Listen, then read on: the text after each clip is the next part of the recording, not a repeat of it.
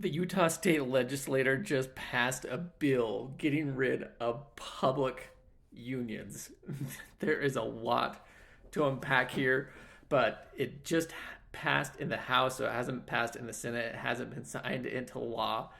Also, what you should know is Utah is like a political test tube for conservatives because it's so conservative, like pretty much supermajority are conservative uh, representatives, that the Republicans take the most far right things and laws they can do and try and get them passed in states like Utah, where they can get passed just to see how it goes and how it can gain traction. And so this one is really interesting. But also, what you should know is in Utah, because it's more conservative, you can still have unions, but they aren't as strong as they are in some other states.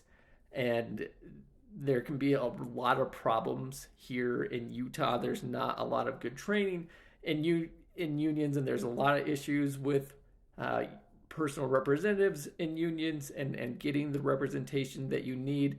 And I've sued quite a few unions here in Utah with the lack of representation and leaving my clients high and dry.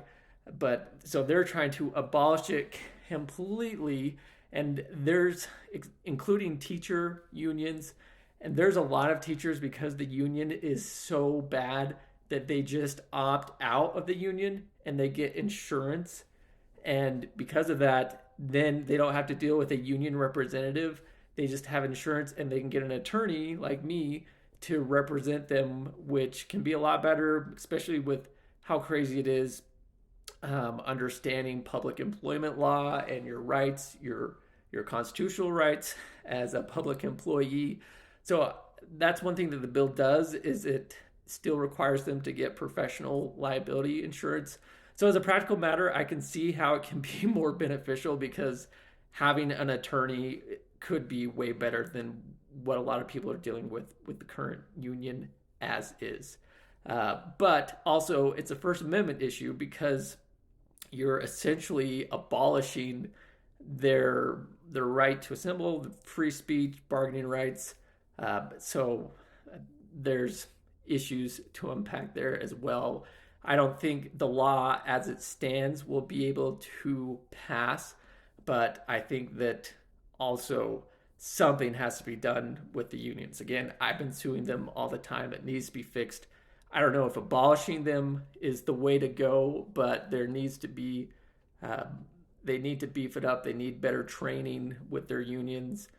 Representatives need to understand so many people get terminated or have issues where they don't have representation present. So there's a lot of Weingartner rights that that get stepped on. So yeah, Utah's fun.